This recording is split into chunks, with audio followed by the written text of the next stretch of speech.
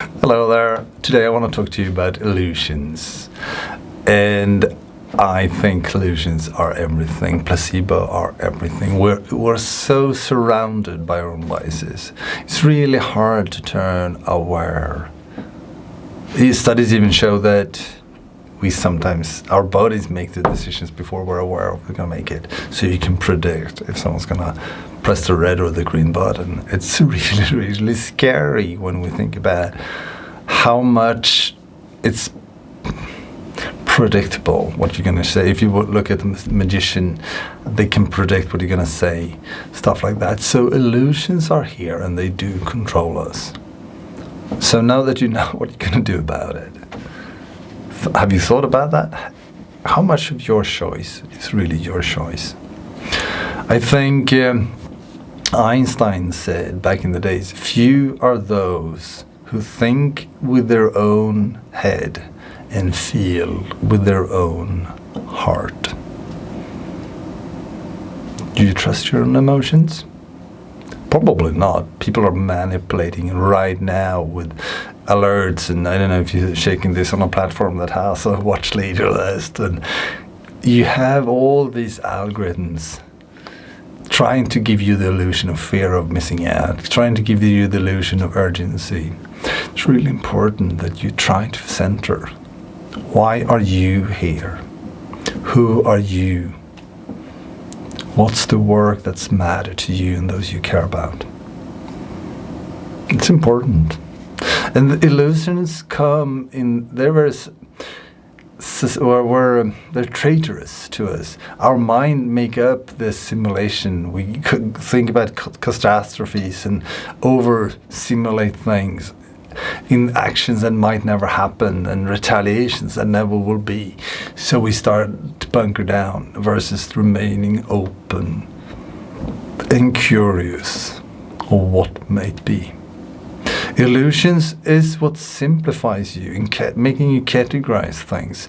Sometimes that's good. In certain decisions, it's really, really good. When I've read people say, I wear the same kind of clothes every day, so I don't have to think about it. Surely that's a bias talking. Surely they're living in an illusion that this is better, but it's also convenient to categorize things. So do allow yourself a few illusions. Do allow yourself to categorize things that doesn't matter.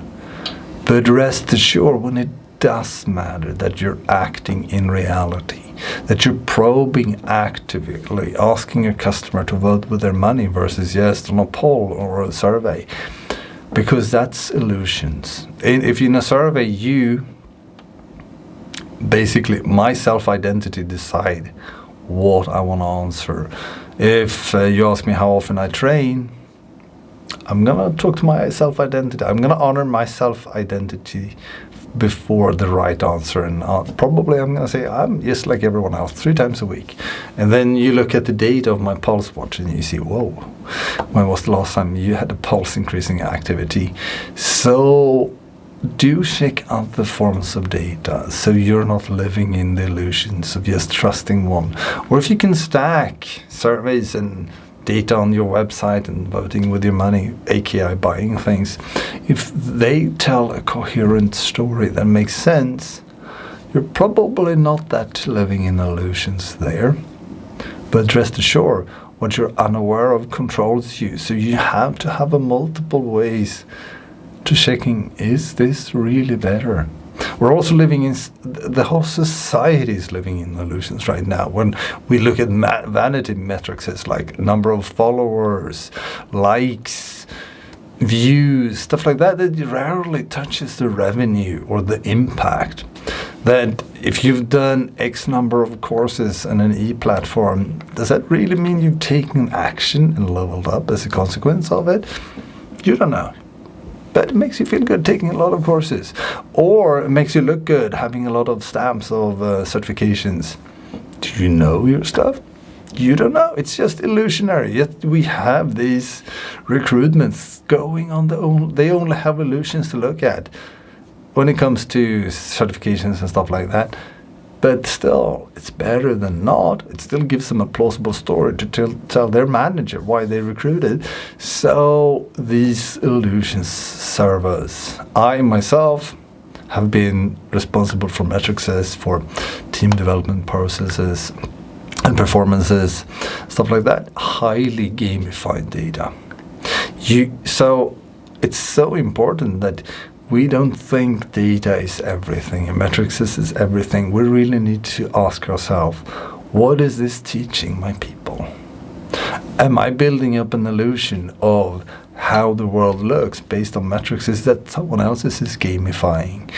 If we don't think about illusions and how much they control us, and once again, sometimes simplifying our life, right?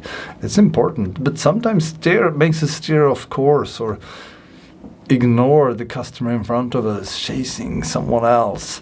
So illusions is really, really important that you ask yourself, what illusions are you unaware of? What illusions right now affect the people and the cause you care about? Sorry for that. We have all these kind of illusions around us.